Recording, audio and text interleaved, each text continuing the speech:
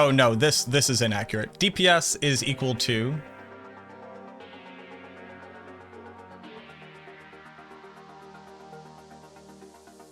it has to be up here.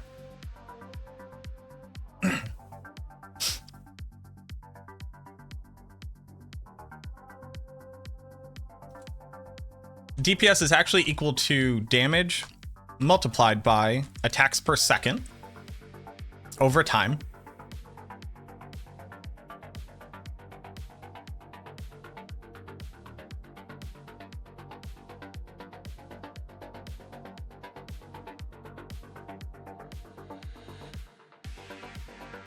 No, because that doesn't work either. Let me start over.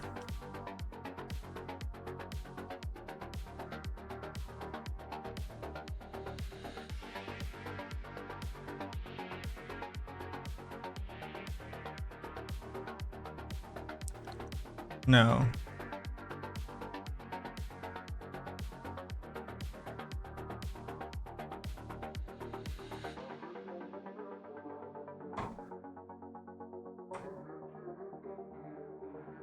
Let me start over.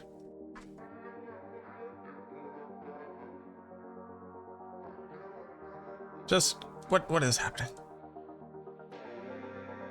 What? Oh, this is erasing.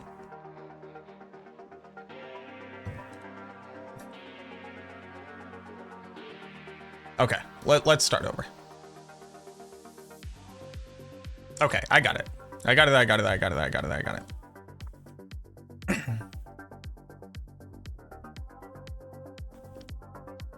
So we have to do monsters total damage. God damn it.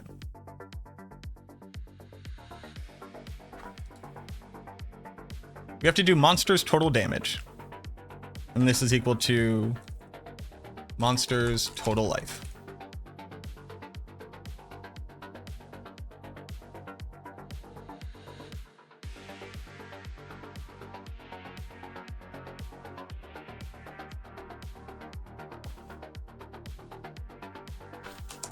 We have our DPS, which is equal to our damage per attack multiplied by attacks per second. Yes, okay. Here we go. We have damage per attack multiplied by attacks per second. Okay. So, to figure out how fast we would kill a monster, we would take monster DMG. So this would be time to kill would be equal to monster DMG divided by DPS.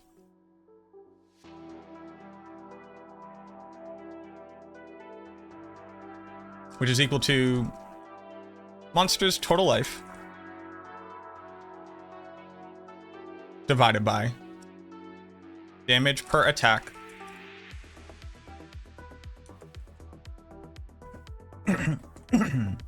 multiplied by attacks per second. You know what? There's a chance I release this as like a video. Okay. So right now we're trying to understand the relative increase in DPS that you get from making any change to your build. And the impetus for this entire conversation revolves around where you would put Rathma's Chosen, an aspect that increases your attack speed. And the question basically got asked, if you increase your attack speed and you overpower more often, isn't that a larger increase in damage than just calculating the difference in frames per attack? I argue that it's not. And I think that this is a really good example of how you can think about changing your builds in different ways. I kind of just want to put it out there because I was spending the time to do it anyways. So let's figure out what we're looking at here. We have to understand a couple things.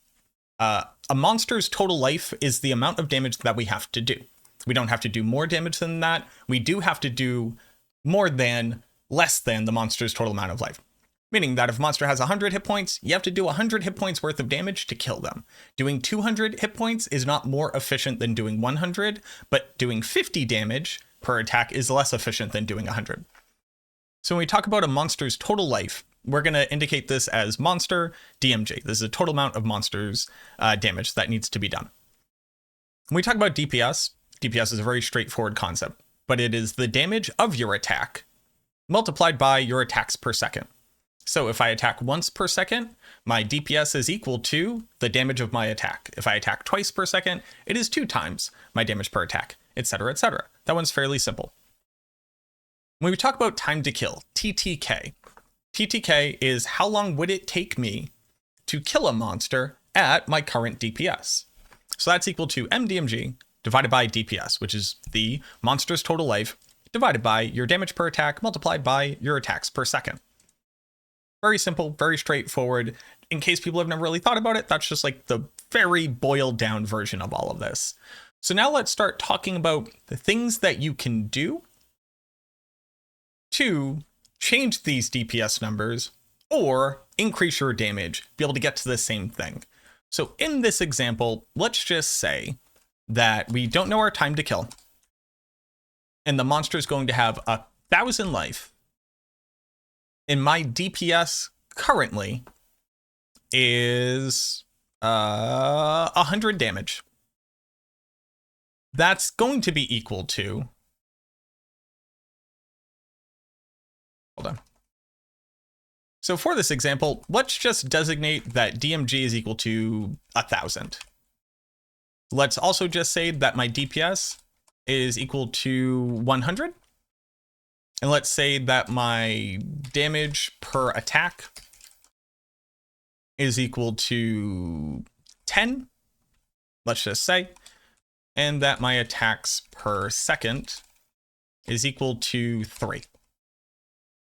Okay, great. So in this example, my time to kill is going to be equal to 1,000 divided by 100 multiplied by 3,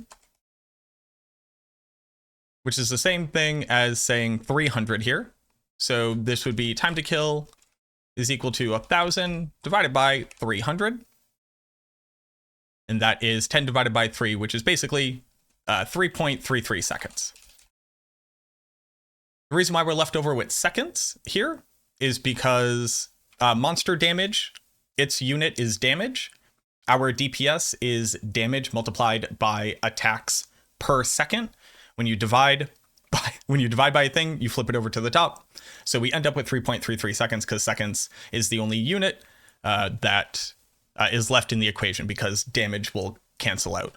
I don't know why I'm explaining that, but that is how you end up with seconds here. Okay, great. Now, how are the different ways that we can manipulate these two things to increase our DPS? Or you can think about it conversely as decreasing our time to kill. There's a couple different things that we could do here, right?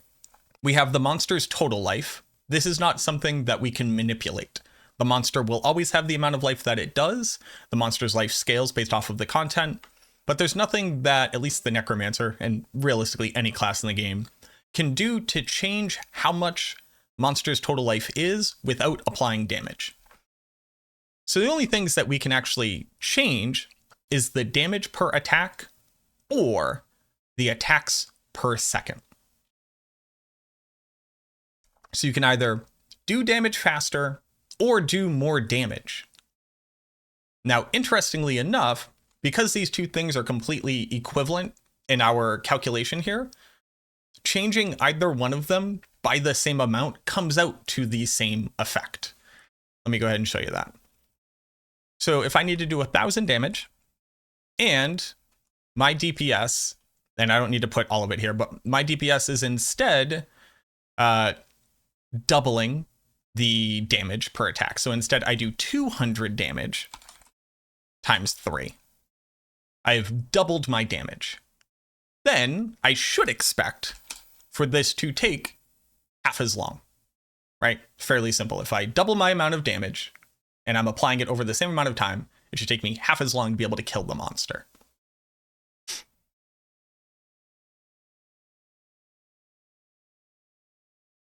So here, if I take 200 and I multiply it by 3, and I take 1,000 and I divide that by 600, I get 1.66. If I were to take, so that's going to be here, this will take 1.667, because it's repeating, seconds to kill the monster, because I have doubled my damage, and I'm applying it at the same rate. Now, if I were to take this number and just multiply it by 2 real quick, you'll see that, again, we're getting the original time to kill. This is as if I didn't increase my damage at all. I just wanted to show that. But what I could also do instead is I could increase the rate at which I'm dealing the damage. So what if I were to attack twice as fast? So I'm still doing, and I just realized I messed that up. I'm still doing 100 damage, but I'm doing it 6 times per second as opposed to 3 times per second. Well, oddly enough, that very quickly, 100 multiplied by 6, I take 1,000 and I divide it by 6. Sorry, I take 1,000 and divide it by 6. Gosh, dang it. Take 1,000 and I divide it by the 600. And what is happening? Stop.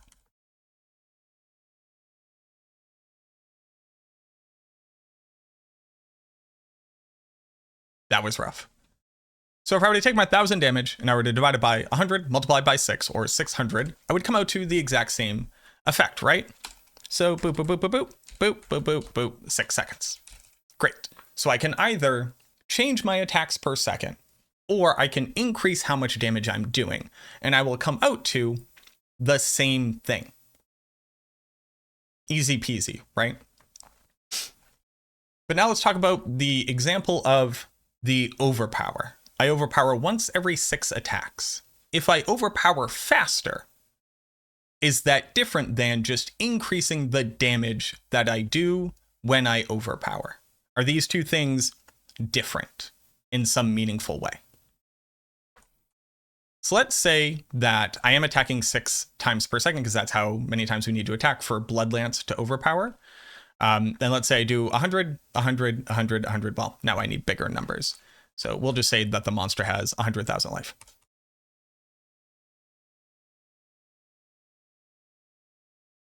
We have that much, and this is going to be divided by a whopping total of, and we'll assume this all just occurs in this thing. So I do 100 plus, well, how do I need to make this very succinct so it fits into the video.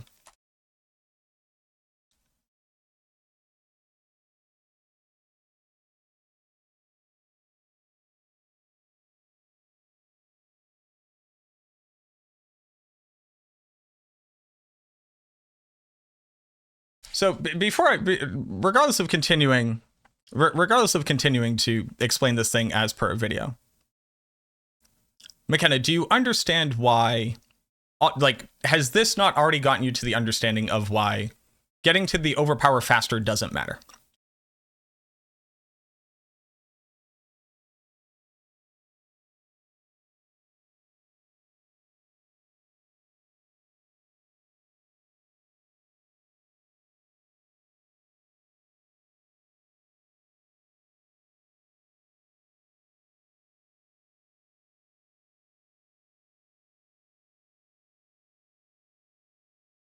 Because I think, no, okay. I'm going to keep talking, and then you let me know if we get there. So, if we need to attack 6 times, right? The first attack is going to do 10 damage. Second attack does 10 damage. Third one, fourth one, fifth one. And the last attack does 500 damage.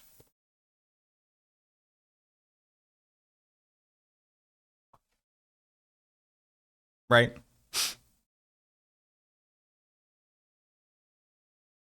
Increasing the rate at which I do this. This is currently my DPS. Right? My DPS right now, let's just say I attack 6 times per second for the ease of this. 1, 2, 3, 4, 5. I'm currently doing 500 DPS. Right? If I were to, because again, it's just damage multiplied by attacks per second. If I were to attack 20% faster, I could effectively multiply this by 1.2. Because it doesn't matter if I multiply my damage by 1.2 or my attacks by 1.2. because I will get to the same number. So I can increase my DPS by 1.2, 20%, and that will increase my DPS by 20%. Or all of my attacks can just do 20% more damage.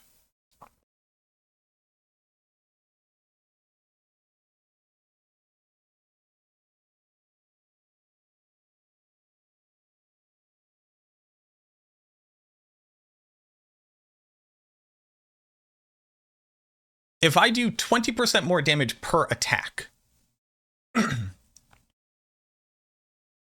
I've increased my damage by the same amount.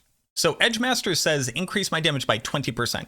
Doesn't care if it's a crit, doesn't care if it's not a crit, doesn't care if it's an overpower. It's just 20% more damage. So I can either increase my damage by 20%, or I can increase how fast I apply the damage by 20%. It's the same amount of damage.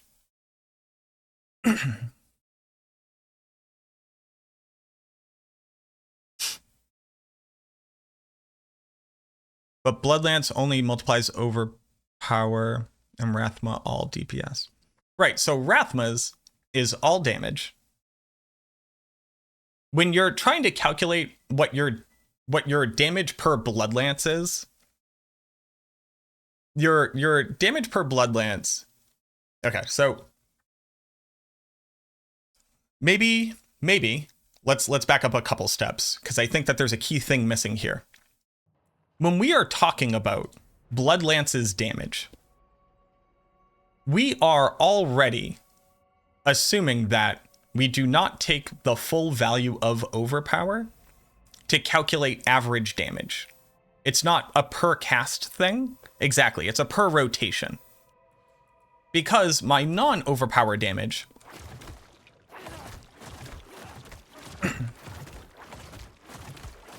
is so much lower than my overpower damage. It's not negligible, but it's effectively negligible.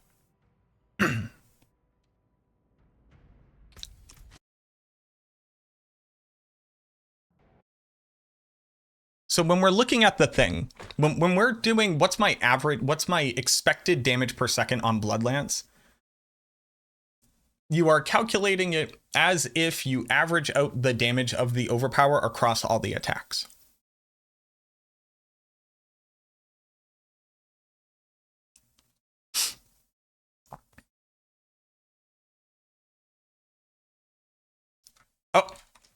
Oh, well, it's gone. So that thing right there, the million damage versus the, well, let me crit, versus this. So I'm currently doing 1,000,000 damage plus 5 times 100,000. I'm doing 1.5 million damage per rotation. Excuse me. If I increase my damage by 20%, I will increase all of my damage by that amount. If I increase the rate at which I'm applying that damage by 20%, I'm increasing that damage by the same amount. Is it possible to improve all stats? Yeah, of course it is. Yeah, so Herak, I saw your first question too. Very specifically, we're discussing the difference between adding a damage multiplier versus increasing the attack speed. And when I did my calculation, the question was raised, but are you considering the increase rate at which you will overpower? When your rate of overpower does not change, the speed of overpower does. Rate is how often it happens. Speed is how long it takes for it to happen. We are not increasing how often it happens, because it is locked to a number of casts before it occurs. So when we're comparing attack speed versus damage,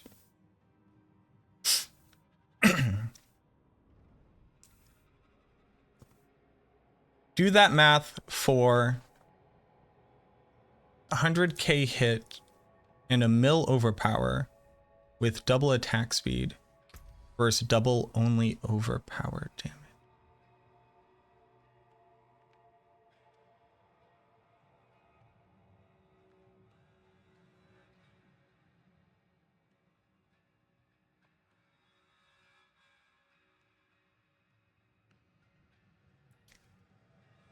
I think I understand the problem. Okay, I think I understand the problem here as well. The actual model, like the full model that would be required to properly contrast the difference of changing one thing versus another thing actually can't be as simple as like just this one number versus just another thing that is a number. Okay. I now better understand the question.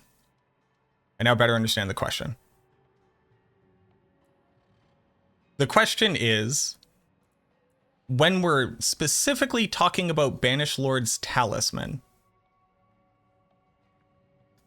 because it only changes the overpower damage,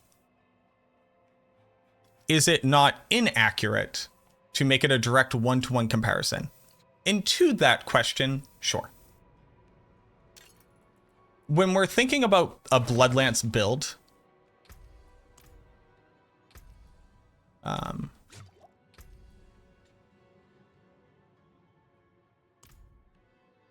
on a second.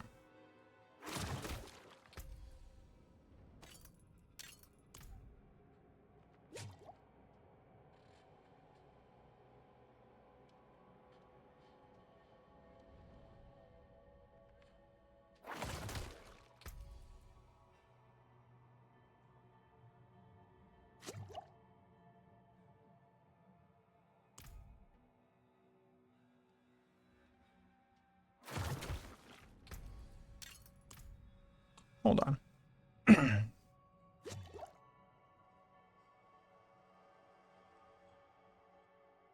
Hold on, everybody.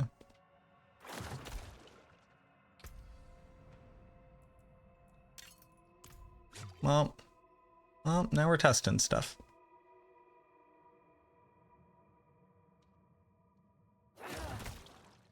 Okay.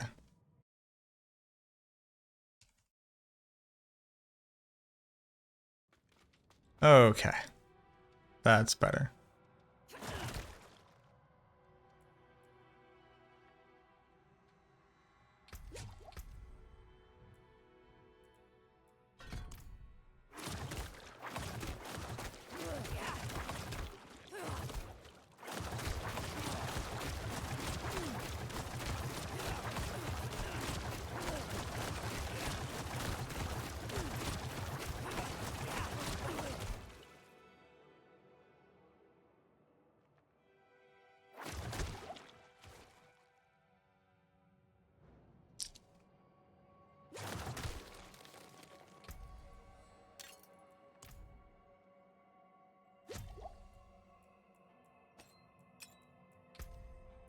Hold on.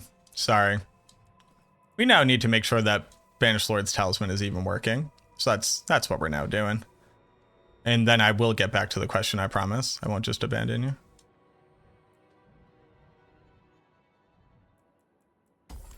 Okay.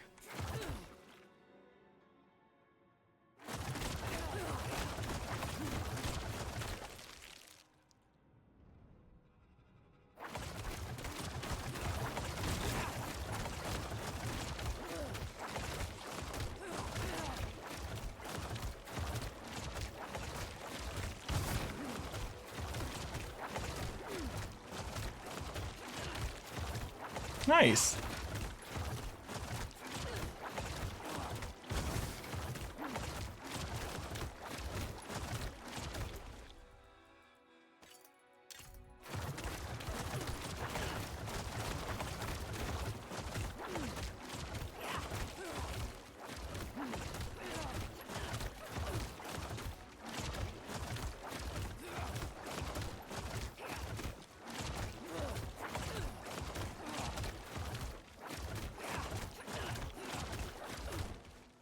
Okay.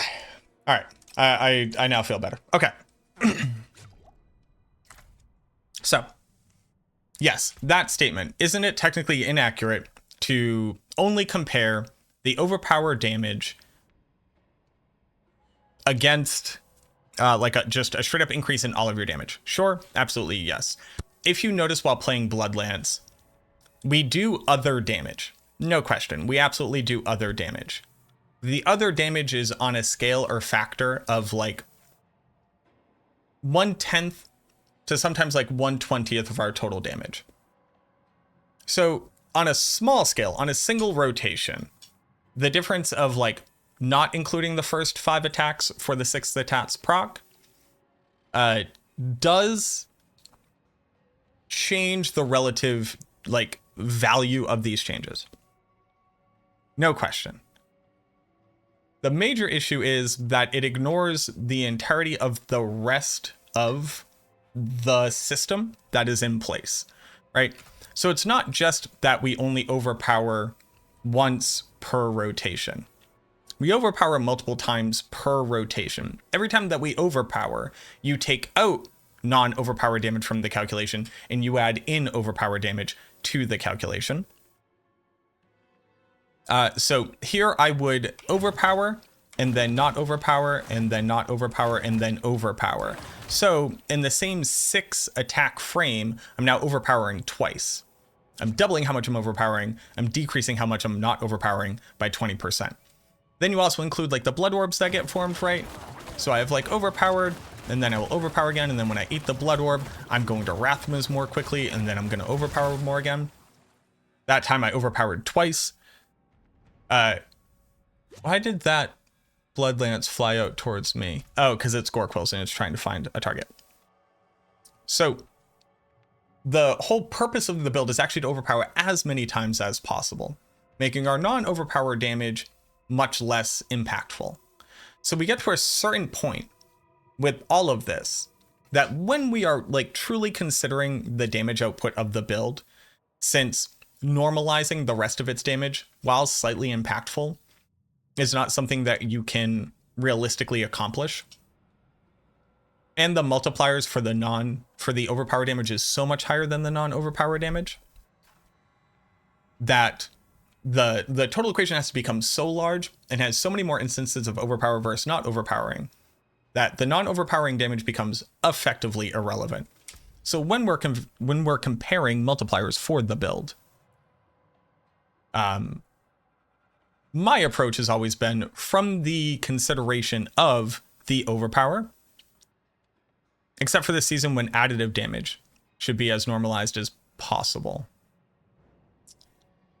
But we don't really get additive damage on the build, realistically.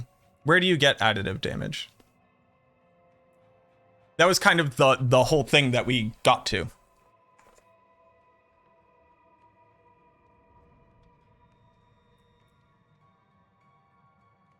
You could do tempers on rings. But you very specifically said you put blood attack speed everywhere.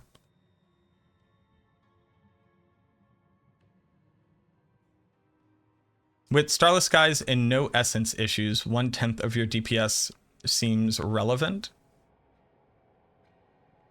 It was 1/10 of our damage when we considered overpowering once per rotation.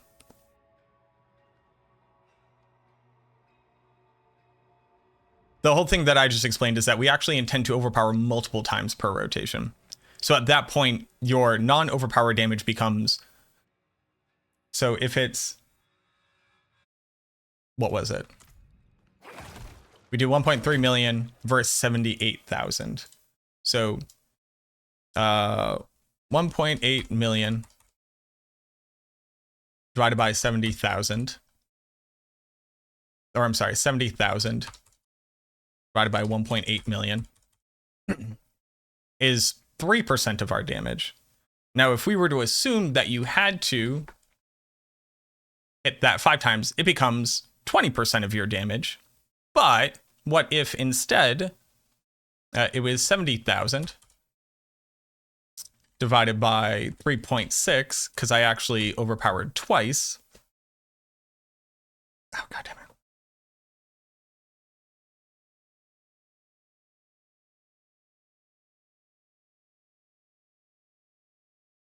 And then that only left over 4. So now we're talking about 7% of our damage, which is less than a tenth. Right? That amount of your DPS, or this amount of your damage per rotation, because again, it's not DPS, it's damage per rotation. Our rotation is a number that is total attacks required divided by attacks per second to figure out rotations per second. So every time I overpower instead of overpowering, my non-overpower damage becomes even more negligible in the consideration.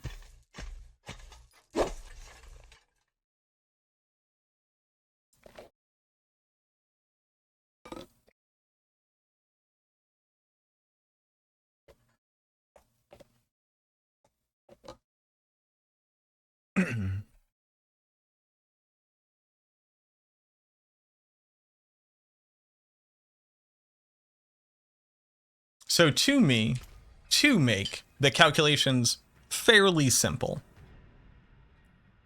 I'm really only worrying about when I am overpowering. Because the other part of this, but increased attack speed would increase your other overpower by procs by the same rate? No, not directly. It only changes the rate at which Bloodlance very specifically will trigger its rotation, and does not change, it doesn't directly change how fast Rathma's comes up. It does change how quickly we get to the proc of this when I'm at 8 essence per cast. 8 essence per cast is what? 275. Where'd my calc go?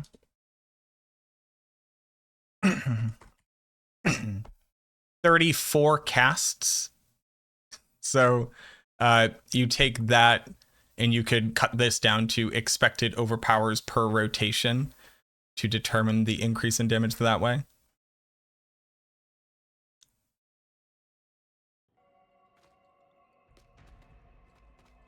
It changes the frequency. Yes. Accurate. But then it also ignores blood orbs generated from corpse tendrils. Like, this is why I'm saying the total calculation is so insanely large to properly model this damage. To properly model this damage, the calculation is insanely large. Fair to say, increasing attack speed by 14% is roughly a 14% DPS increase, is not that far off. Putting on something like Edgemasters that says I do 20% more damage, directly equivalent to Rathma's damage or attack rate increase.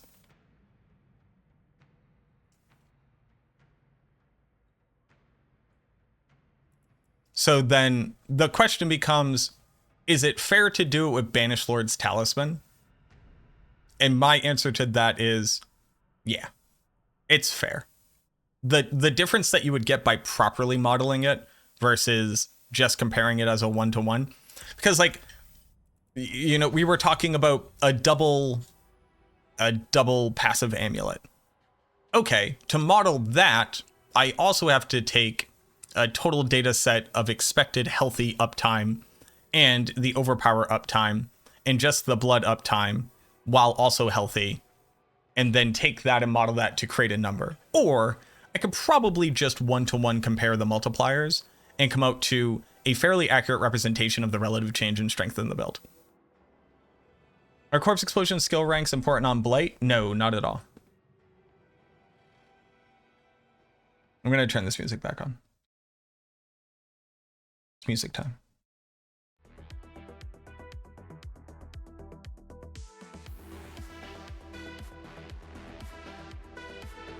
But, like, the question eventually boils down to, isn't the equation more convoluted than that? And the answer is yes. And until somebody creates a completely accurate model, doing the basic napkin math of multipliers is going to be just as good.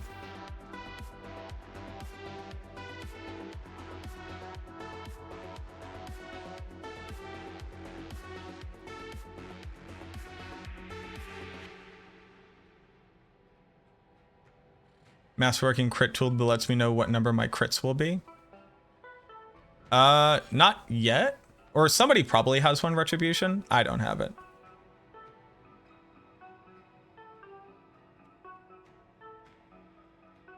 What do you think needs to make it competitive with better Necro builds? A complete overhaul to what overpower means.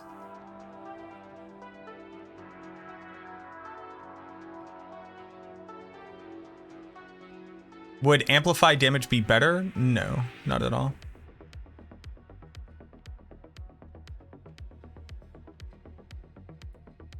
So Unicorn, I would highly recommend watching my damage video, exclamation point damage. Your question seems to be stemming from a misunderstanding of what multipliers do. Tides of Blood is not a multiplier of your overpower additive damage. When you overpower, so I'm gonna do this one real quick. So you have damage. If you crit, all the damage that you dealt is now crit damage. If you overpower, all your damage is now overpower damage. If you crit and you overpower, all your damage is now crit overpower damage. There isn't a bucket of overpower damage that then gets added to how much damage you dealt, or a bucket of crit damage that then gets added to the damage that you dealt. That's not a thing.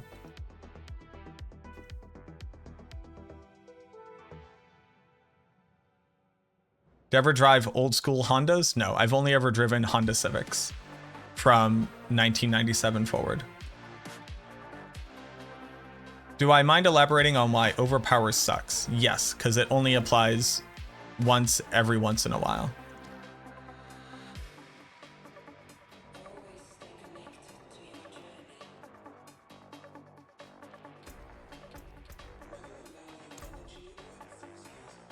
You know how your crit multi says get to 100% chance to crit and then you always benefit from it? Overpower says go find a leprechaun, ask him 3 riddles he's never heard before. Then, when he's fishing in his pocket to serve you up the reward for having beaten him in his riddle game, you actually need to pants him, take off one of his shoes, spit in it, throw it into a lake, and hope that Excalibur's in there with the lady of the lake. You hit her in the head, she looks up just long enough to inspire you to overpower. And that happens like once every couple seconds.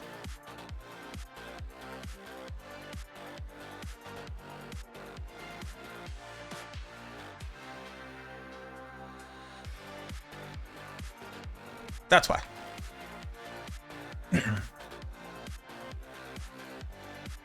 Yeah, you don't get any gold from the leprechaun. You just have to get him to fish in his pockets to get. If you take the gold from the leprechaun, you don't overpower.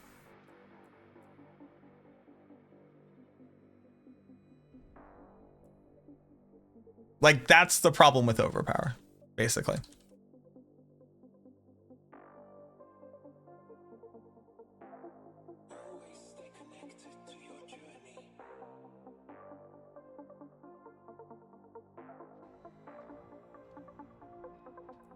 And overpower single target damage skill. Like, also the skills that the Necromancer has for applying overpower, other than Bone Spirit. So here you go, Colin. Do you know why overpower Bone Spirit is so good? Because it overpowers every time you cast the skill. So you get the full benefit of all of your multipliers and all your additive damage and all your different sources of buffing your damage. Whereas Bloodlance and Blood Surge say that you benefit from the strongest multipliers of your damage a third of the time. The other interesting part is, so basically the whole conversation we were just having was, why don't you normalize your damage as opposed to going for overpower? Okay. I take off Blood Moon Breaches and I can put on Tibalt's. So I go from having a 1.2 multiplier to a 1.7 multiplier. And what this says, and it's actually more than that because it gives you ranks to curse skills, but like we're gonna ignore that for right now. Or ranks to amplify. But we're gonna ignore that for a hot second. Even if I only overpower a third of the time, like assuming the 3% generic chance to proc once per every 6 Bloodlance casts, whenever Rathma's Vigor comes up, the 1 every 34 casts from Banishlord's Talisman, and then triggering Rathma's more quickly through picking up Blood Orbs. We want to say we overpower once between every 3rd to 5th attack. So to do the math of how valuable it is, you divide everything by about 3 to get to the number. Okay. Fine. So Blood Moon Breaches divided by 3 is still more than Tibalt's. And Tibalt's is only triggered when you're unstoppable, which means you would have to use Metamorphosis to be able to have it on demand. So even Tibalt's is not up 100% of the time. Garm's saying 4. Sure. I say Tibalt's is up about half the time. It goes from a 10% multi to this divided by 4, which is what, 13? No. 16? 15? More than 15. 17 point something. 17? 17 point whatever. Okay, so Blood Moon Breaches, even at a 4th effectiveness, is better than Tibalt's at a half effectiveness. It could even be Tibalt's at 3/4 effectiveness, assuming you have unstoppable 3/4 of the time. So we don't, okay. So effectively speaking, if we look to just normalize our damage, this would still be better. Right? So then the thing that we were just talking about with Banishlord's Talisman. Banishlord's Talisman not only gives you an additional multiplier, no matter when you overpower crit, but it also increases how often that you overpower. Not by a significant amount, right? It's once per every 34 casts at my essence cost. It's slightly higher than that because it goes like 16 to 15 to 13 to 11 to 10 to 8. So let's call it once every 32 casts or whatever. So that's once per fight if the fight is 6 rotations. So I get 1 more overpower out of the fight. So instead of running this thing, which we're going to take at 1/4 effectiveness of its multiplier, which would give me a 15% multi. Like ignore like the crit chance and the core skill ranks, because the core skill ranks is just straight up a 9% increase. So it's 9% times a 15, like times a multi. Whatever, right? Okay, we can do better than the amulet, the thing that also lets me overpower more often and also makes it better when I overpower crit. We can actually do better than this mathematically. We already proved that we can do better than this mathematically. So we put on a different amulet, whatever, we put on a different amulet. We need to get, to outperform its multi, we need to get like pretty heinous bonuses on this thing. Just be able to do it. But then we can. Okay, cool. We've outperformed the amulet. Now we get to finally slot on a new multiplier.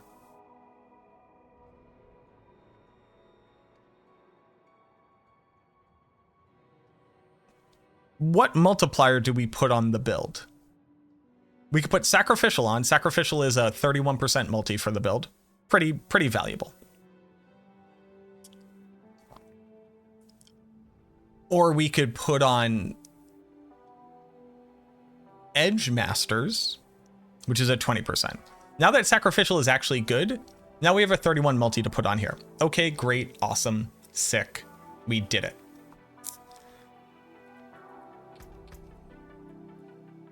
But we can't normalize for non-overpowered damage because of the fact that our key passive only does overpower, right? We don't have a key passive. And our non-overpower bonus says that we gain attack speed and we reduce our essence cost by 3.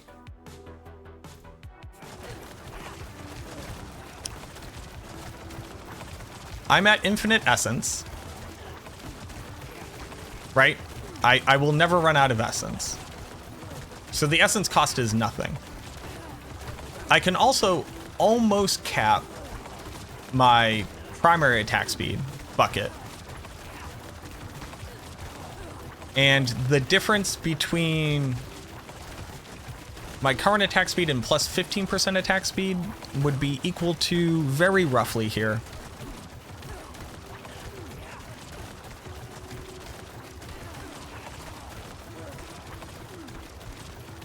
9% damage. So in a world where I just assume the best case scenario, this says increase Blood Lance's damage by 9%. Whereas this one says that I overpower once every 6 casts. So if we were to take the 1.5 multi that we get at the end of that, ignoring overpower damage, like ignoring why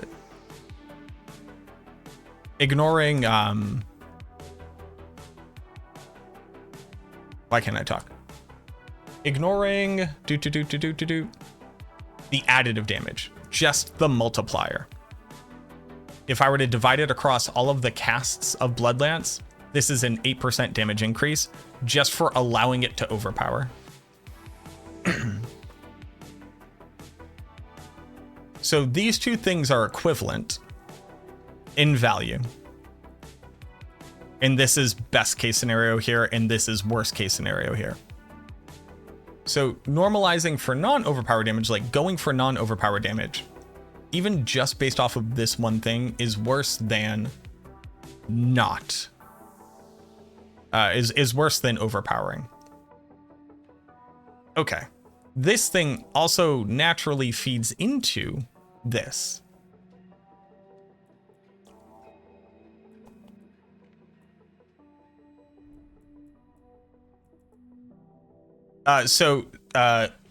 CG, I'm actually just now answering a completely different question. It's related because we're all talking about the same thing, but this is now just like a different question. So if I have no passive, what else could I do? I could do Shadow Blight and do Blighted. And like I would have an aspect slot if I ignored the overpower. I could fit on the minions here. I could not run Shaco, and I could run Aphotic. But then I'm losing out on my crit chance, which is what I need to better normalize my damage because blood doesn't have any like natural crit modifiers, right? I lose out on the option of these multipliers, just straight up. And I would gain this. And then I would have to rely on my minions in the window of Blighted. Let's say Blighted has half uptime. So do I want to have to rely on all those things and lose damage reduction and lose crit chance and lose damage multipliers to gain a half effective damage multiplier of 60%? And when you start thinking about it that way, you go, wait a minute. Wait a minute. What if I just built into the overpower, the thing that my build directly empowers and also is basically just a half uptime of effective multipliers? Ultimate Blood Wave, then you lose out on crit chance, you lose out on survivability, and now you have to fit in another aspect, and we already can't fit in aspects. Have a good night, Cookie.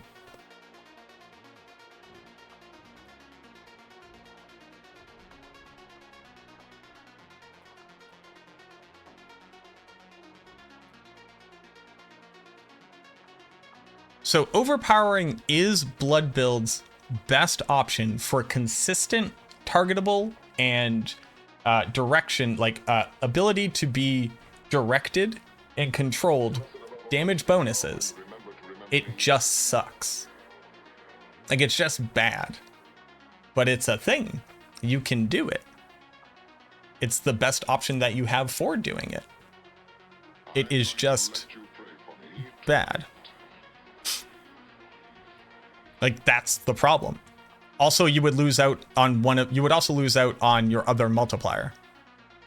So you'd lose out on three straight up multipliers. That's 4. 1, 2, 3. 3 straight up multipliers. And overpower, which you could just average out as a multiplier. And the things that say your blood skills are good, like your attack speed is increased after you overpower. To gain a harder to maintain, less multiplier rich system of damage multiplication. Oh, and dominate multi and bloodbath. Yes, so 2 more. And there's nothing else to give you. It's just, this is the best option, and it is just bad. It's like the problem.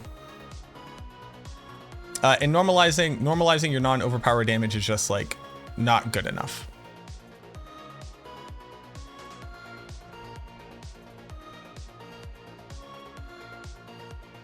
You still attempt to do it. Like, that's why I didn't want blood damage, or that's why I didn't want blood overpower damage. But then when you take your overpower damage, like 600 plus the, I think I have like 2,000 overpower damage in total for additive. That's ignoring all other additive damage. Even if you only assume it's a quarter effective, it's still 500 additive damage. And all of these attack speed things are multipliers of your overall damage output already, so that's already normalizing. As opposed to adding on a bit more additive, which doesn't really do a lot for us, like percentage-wise. And you go, wow. Yeah, I just want to overpower as fast as possible.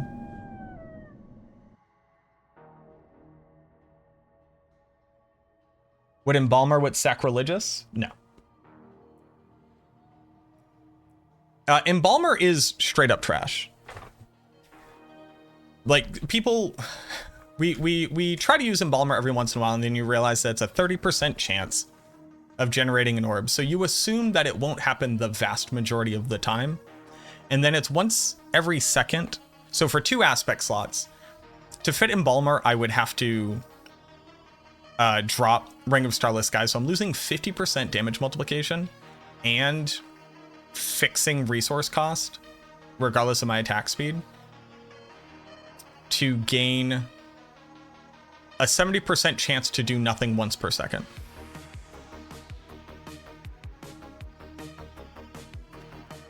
No, they're talking about putting on a sacrilegious soul as well, Garm.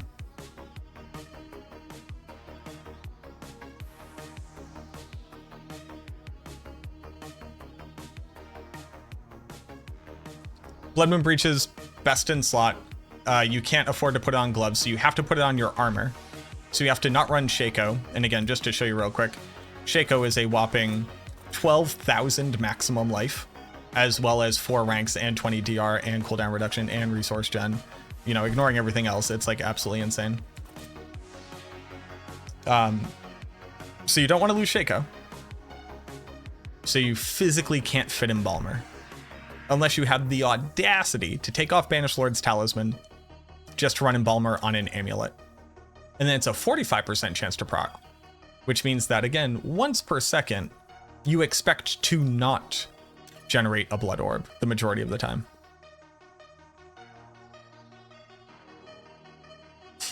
It just sucks. All of it just sucks. It's all rough. It all sucks. Everybody hates it. All right, so now that we've got sidetracked quite a bit. Oh, I have to check my phone.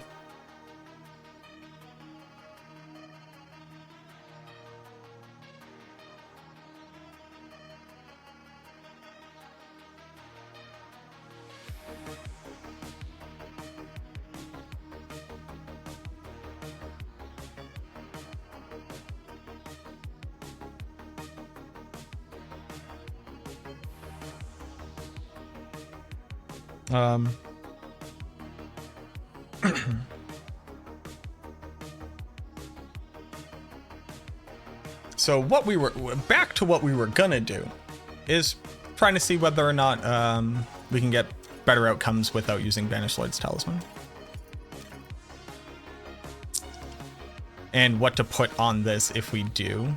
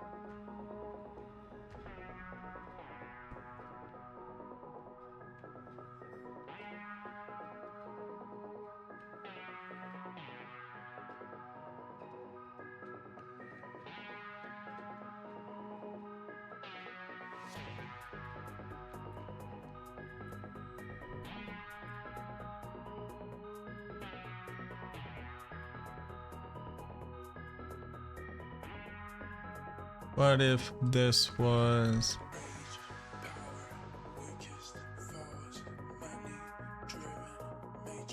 What if this was equal to this times...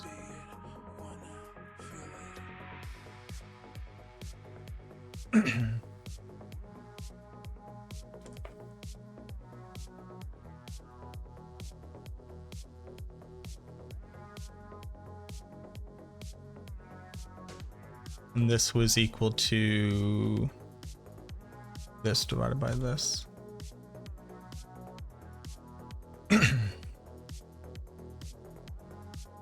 Sacrificial here.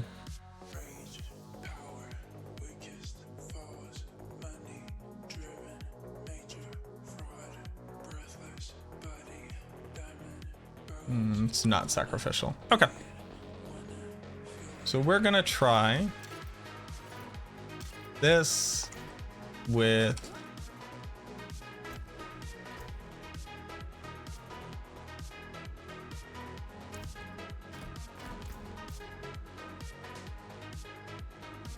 would a 4GA Deathless Visage replace Shaco? On what build, Pantless?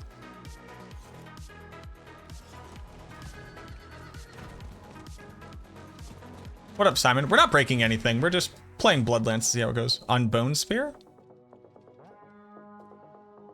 Deathless Visage is already the best in slot on Bone Spear, but it's because of the bugged interaction between your critical strike damage calculation and the explosions.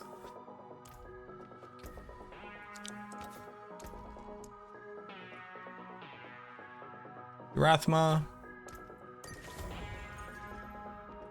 Then we do Sacrificial.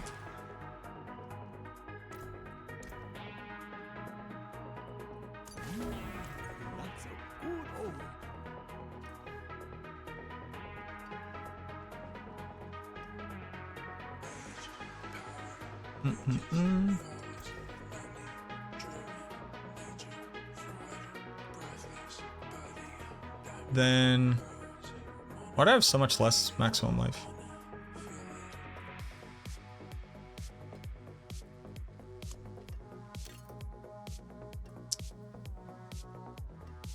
Did I change something else?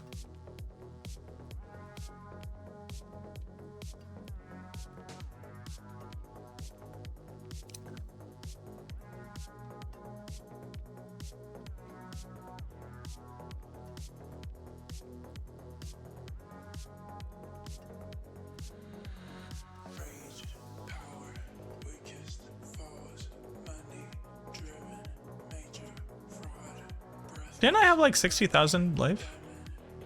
Am I crazy? I mean, I am crazy, but like, am I?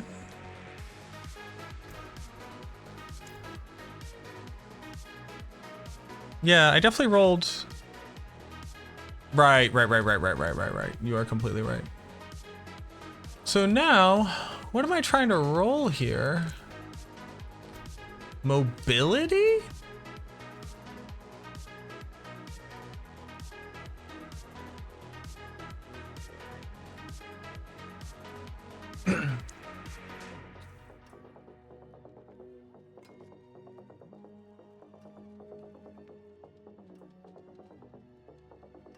Oh, that's something I never tested. Hold on real quick. I didn't reset my Paragon board. I took out a point.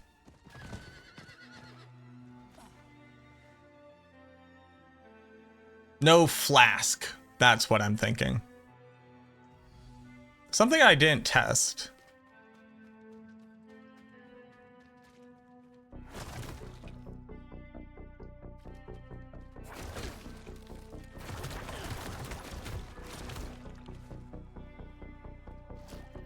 Okay, yeah, so that one blood orb already gets me there.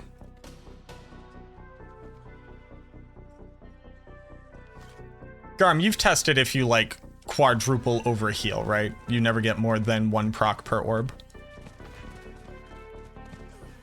For Rathmas.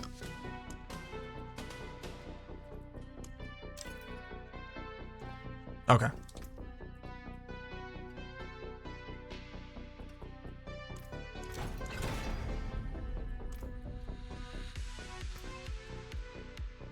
I'm gonna have more attack speed. I guess I also need to test that, just to make sure I'm good on.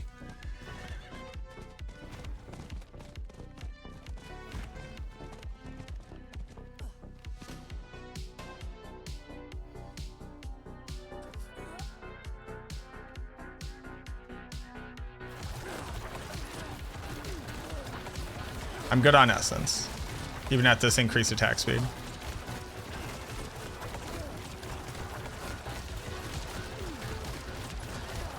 That's fast. That feels good.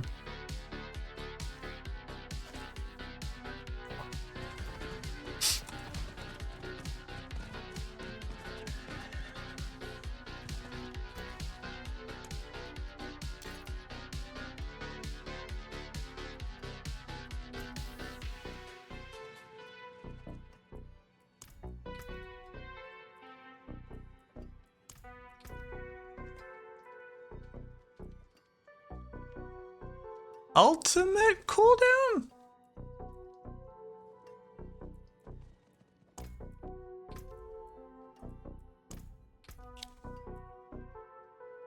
I just get nothing if I don't hit ultimate cooldown is like the only issue. Whereas mobility, I always gain mobility. I think you would want ultimate cooldown just as like just as a point.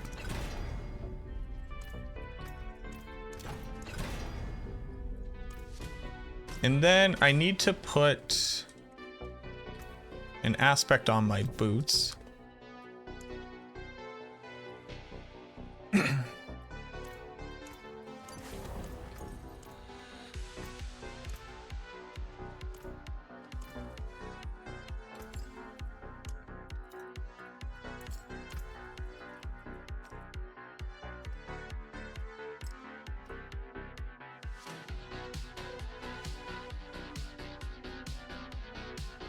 Take resource and get a free affix. Of essence per second.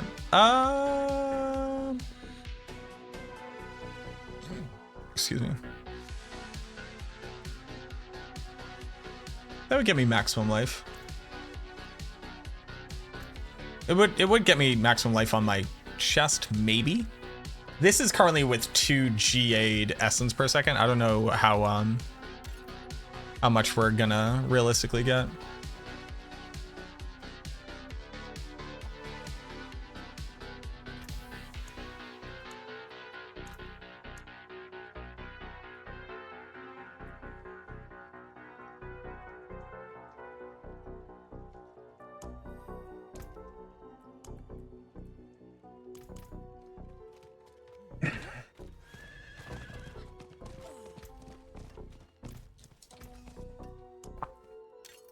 That there is worth the coin.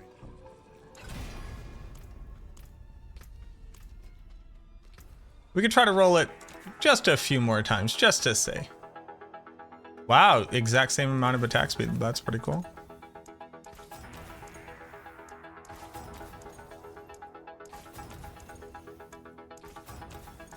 An intelligence roll also would not be terrible, honestly.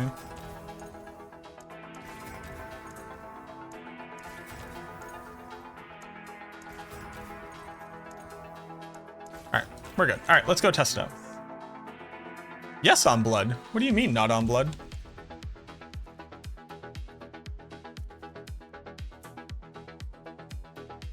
Oh, I guess I'm only at like 1,000 intelligence. So it'd be 70 intelligence. So I'd go from a 10.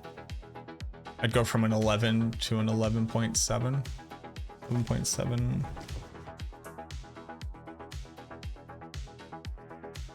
It's a 6% increase in damage. All right, so we breezed through a 101. It's just took us a while. Let's go do a 110.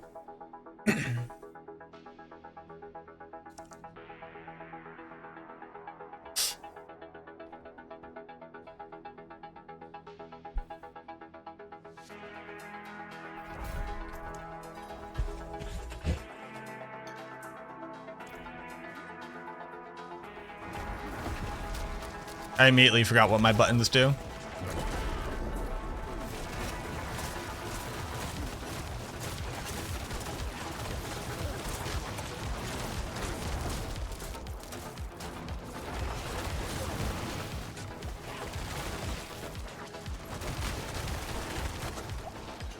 Do I have the right tendrils pull on, by the way?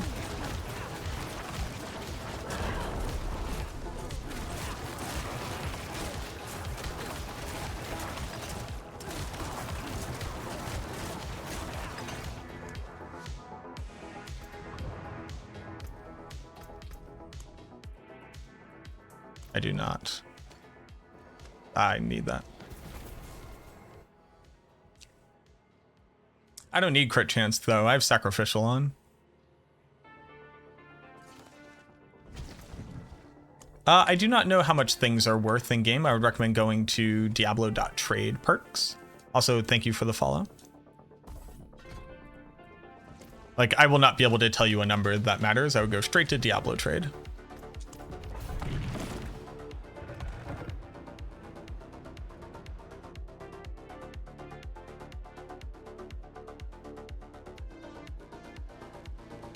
We don't have a tank top Mac today. Has it cooled down? No, I just started off the air conditioner super early on this morning.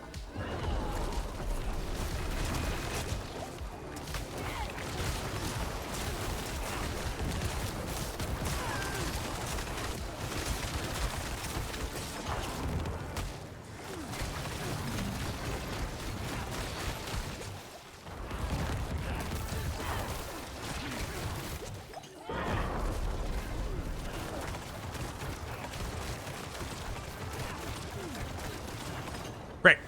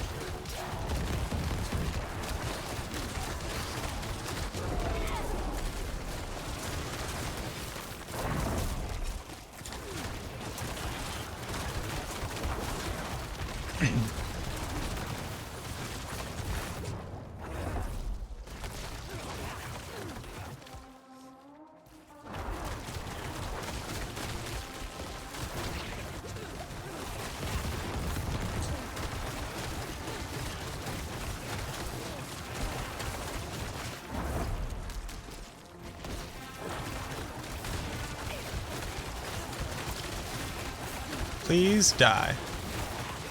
Signed me.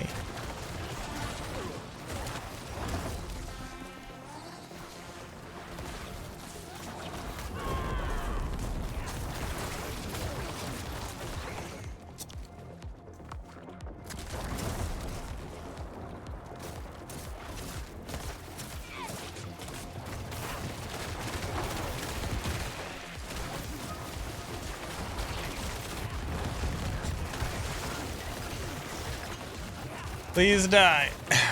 We got him.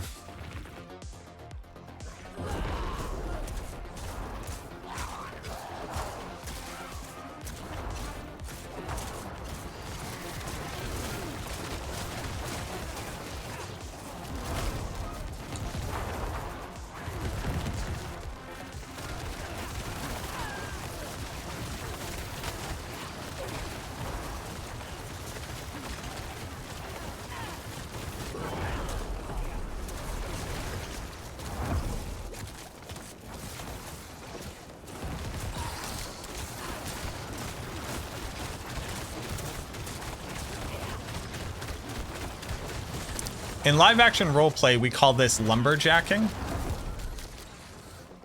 It's when the character that you're playing at the LARP doesn't really have the ability to like do damage or do anything in particular. You just have to deal the amount of hits that the monster has in life, and you just have to fight them the whole time to do it. That's very much what this feels like. It feels like I am lumberjacking these monsters to death. What's the purpose of Bone Storm? DR? Crit chance?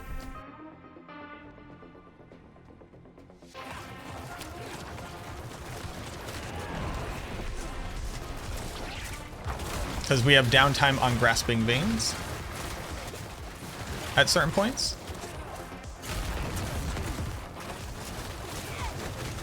And the more DR we have, the less Fortify we lose when we get hit.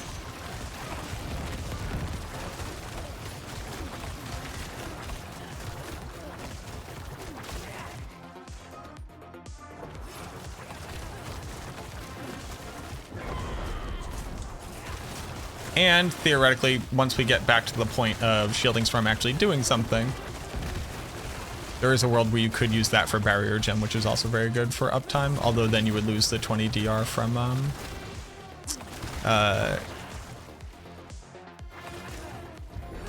Shaco, but what you do gain is doubling your effective life, which is more valuable than 20% DR. But how valuable that is will only really matter if it is a direct multiplier of how long you can stand still doing damage, which is a very difficult thing to calculate currently.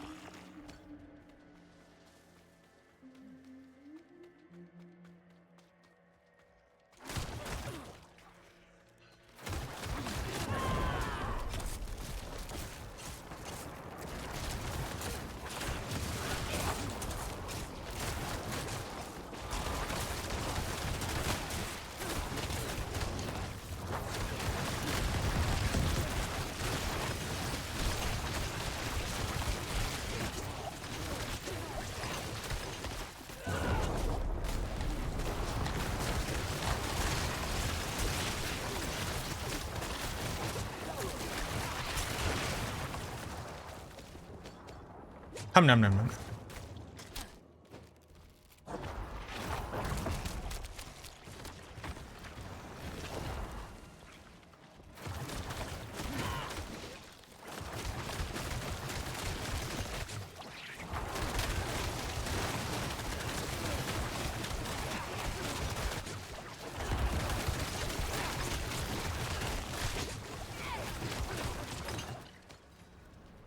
You know what also is helping to normalize our damage? Doombringer.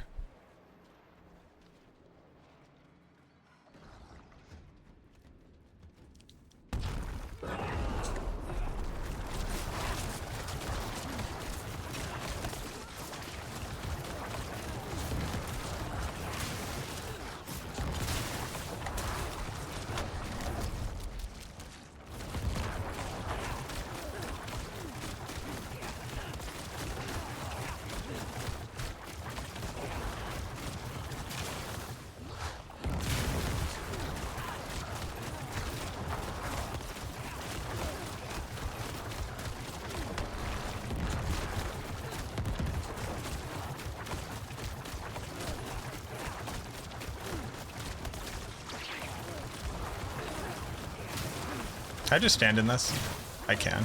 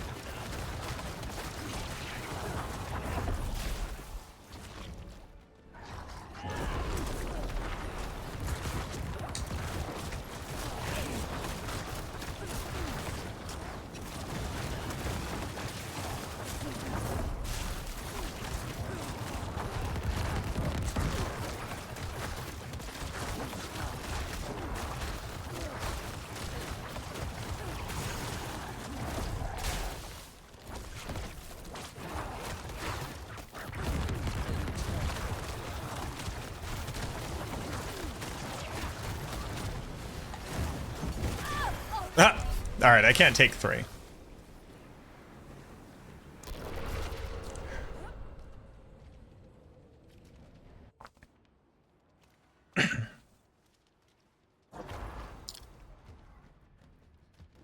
So, all right, okay, McGinnis. So the only thing I really want to push back on is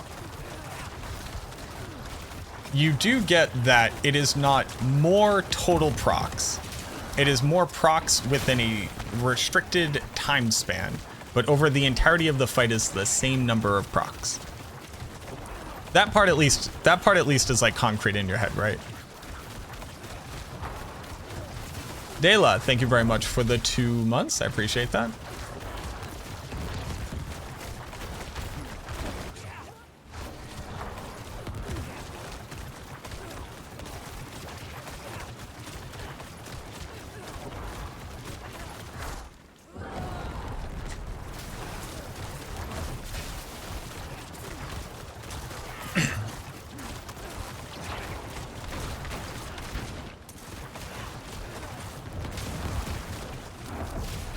World boss 5 minutes. We gotta get there.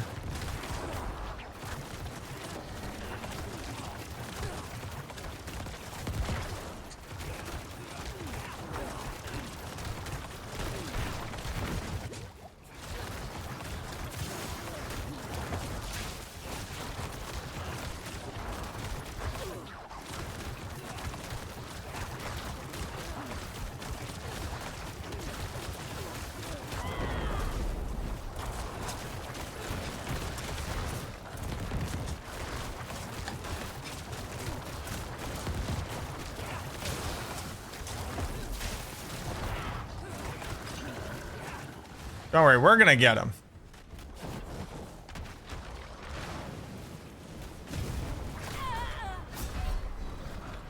Why do they have hitboxes if you're outside of them you still get hit? Can we talk about that? My vuln uptime is non-existent waste of an affix.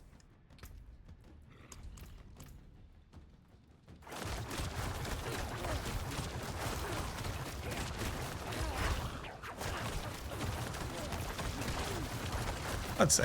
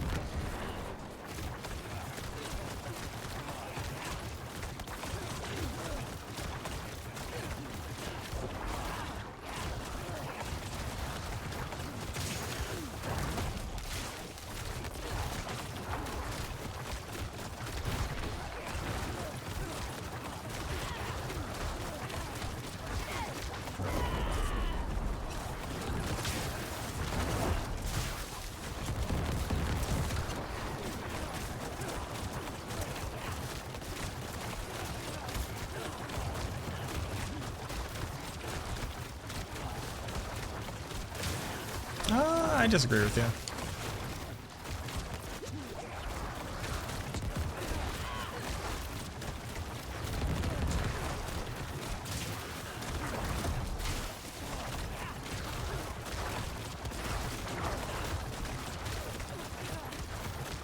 I don't know what a more valuable affix would be, is why I disagree with you. Not that I can't see the fact that it has low uptime.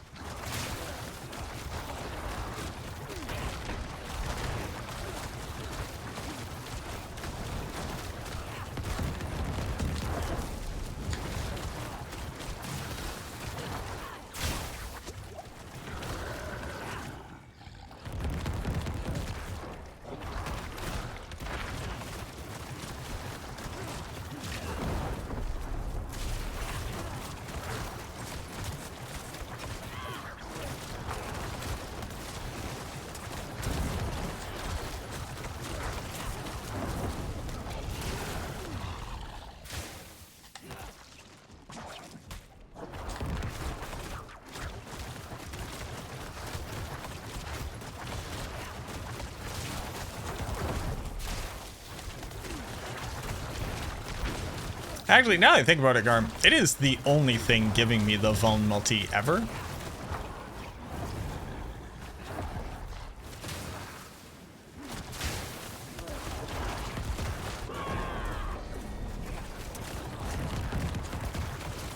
Like, I don't think you have another option there, boss.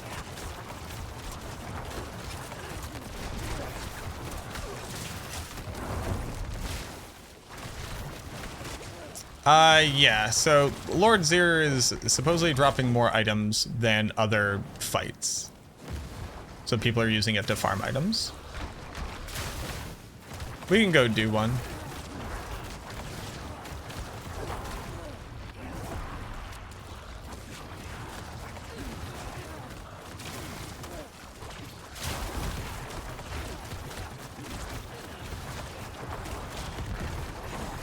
So I have been fighting this boss for how many minutes now?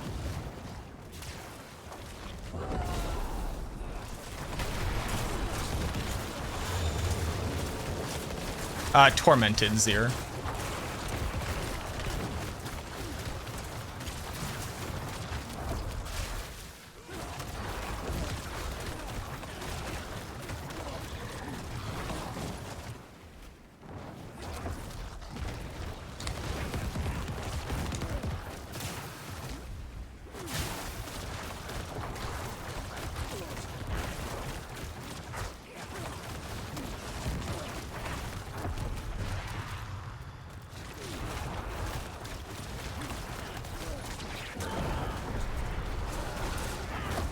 Now I am effectively unkillable, like as long as I don't just like actually just stand in stuff and completely ignore it all.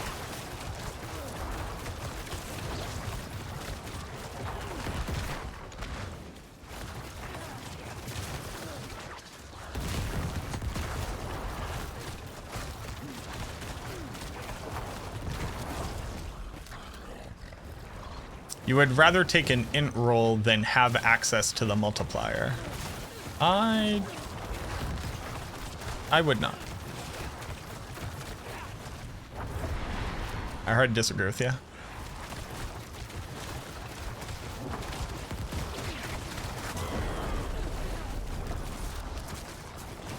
Has better uptime than my overpower does.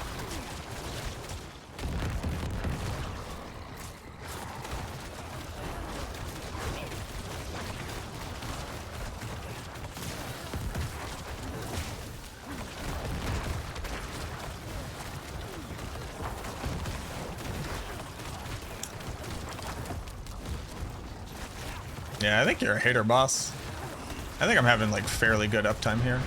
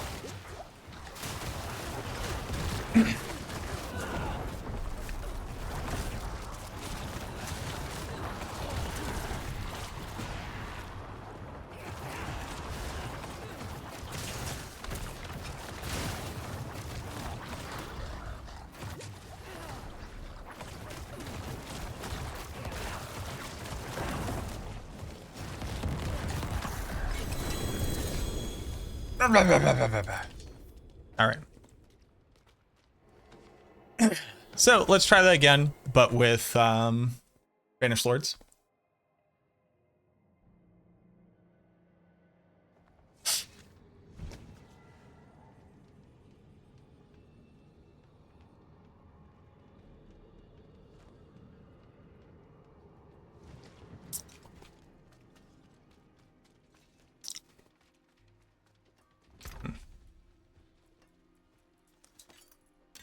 I will just say one more thing, McKenna. It isn't more. It's faster. And that really is important. You lose a little mass today. It is faster, not more. Because if you could just decrease the amount of time it takes to kill a monster by increasing how much damage you do, you have... It's the same thing. It's not more. My major issue is with you saying more as opposed to just faster. Because faster and more are not equivalent statements. So that's the last thing that I will say on it. It's that it's more as opposed to faster. Or faster as opposed to more. Like, I didn't overpower more that fight than just increasing all my damage by 30% by increasing attack speed.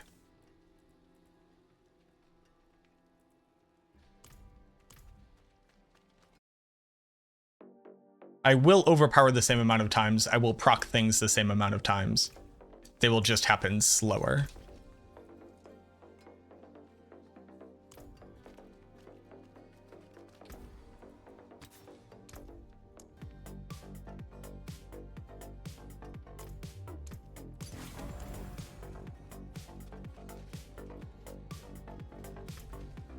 Let's try it again.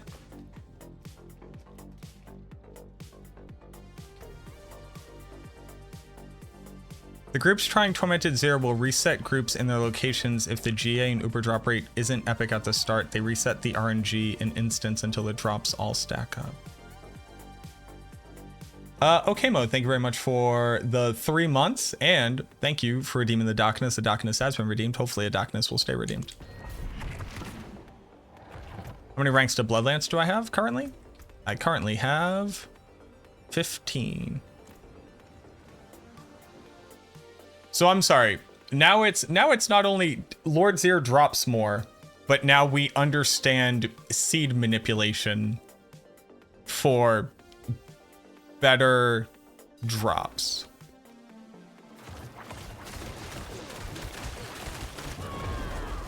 That's, hey, fun fact, that's gotta be bullshit.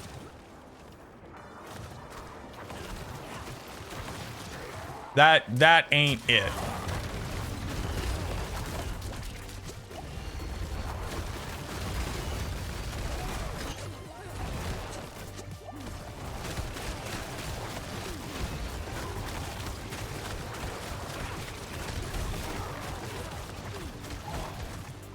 Watched it several times. Watched what several times?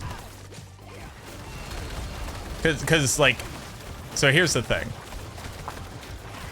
If we believe that is true, then everybody stops the moment that they believe that they have bad RNG. And they don't stop stopping until they believe that they have good RNG. And then they only consider the concept of having the good RNG, right? So one, you already can't generate data from that way that actually has statistical relevance for proving a thing. None of this says whether or not it's true. It's that the data is already biased.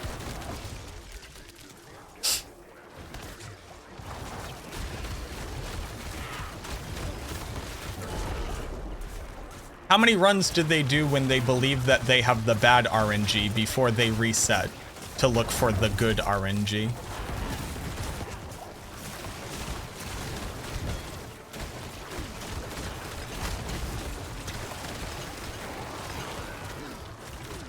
And how many times did they run the bad RNG and then calculate how many drops they got before they then ran the good RNG and calculated the drops?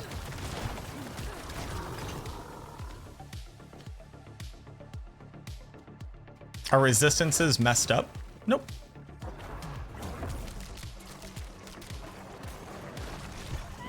I'm not trying to shoot you, the messenger, but that statement is the wildest shit I've ever read.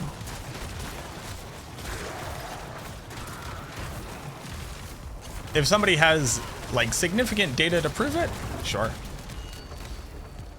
Because it is a true statement that people... well, it could be a true statement. I actually don't even know. Because I have no idea really what we're talking about, because I haven't gone and watched people doing it. But people doing it is not the same thing as confirming that it works.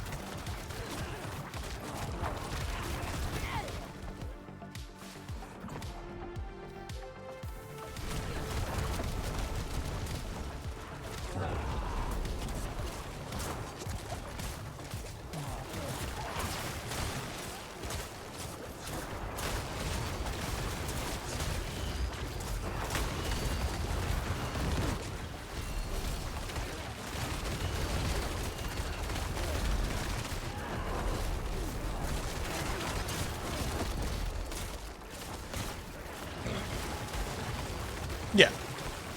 No, I appreciate you sharing that information.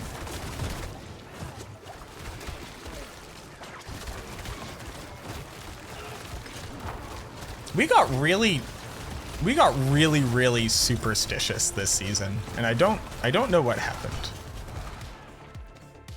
Like, there's a phenomena. Lord Zir seems to be dropping more items than other bosses when you kill him on Tormented. Easy thing, right? Like, they made him do more drop rolls than other ones. Perfectly fine. Just getting more in general will increase the likelihood of you getting a good outcome, because there's literally just more for the same price. That makes sense. I totally get that one. When did we get to RNG seed manip? By thinking that changing world state, like, changing world state could affect drops.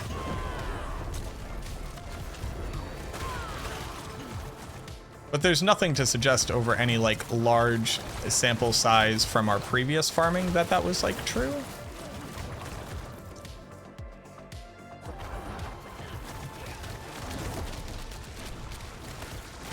Yeah, but that can happen without the idea of seed of manipulating the random seed.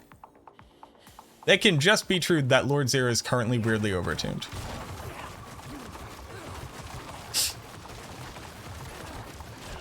Yeah, but that's the thing. In Diablo 2 online, you can't manipulate the seed.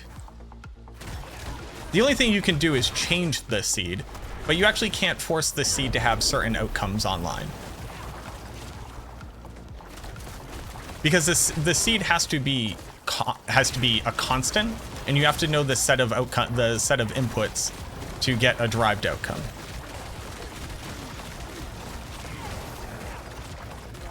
What's up, Sirach? Andy's is fixed? Yeah, so Andy's is fixed. I was wondering, how much damage is it adding to the build? Like, what's the difference in damage?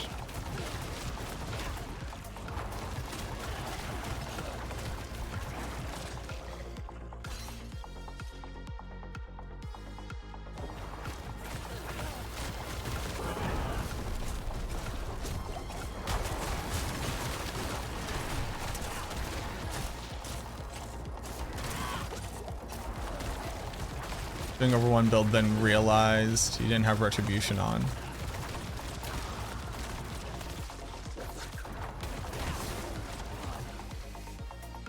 In 23 Tormented Zero runs, you've gotten 2 GAs. I think that is like on average.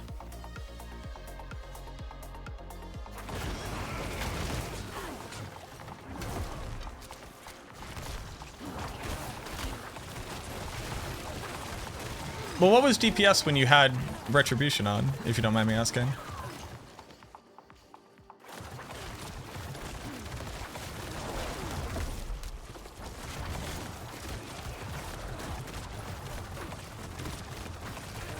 Gotcha.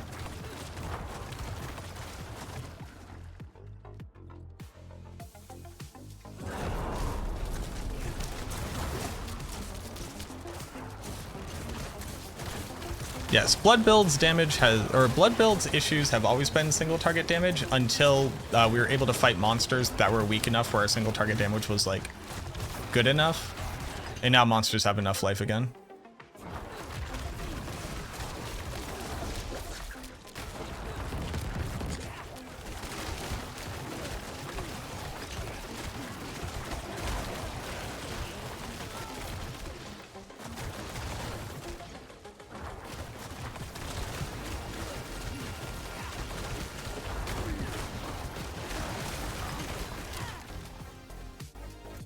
Oh my.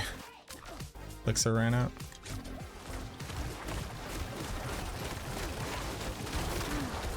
Alright, I have to be fighting these things smarter.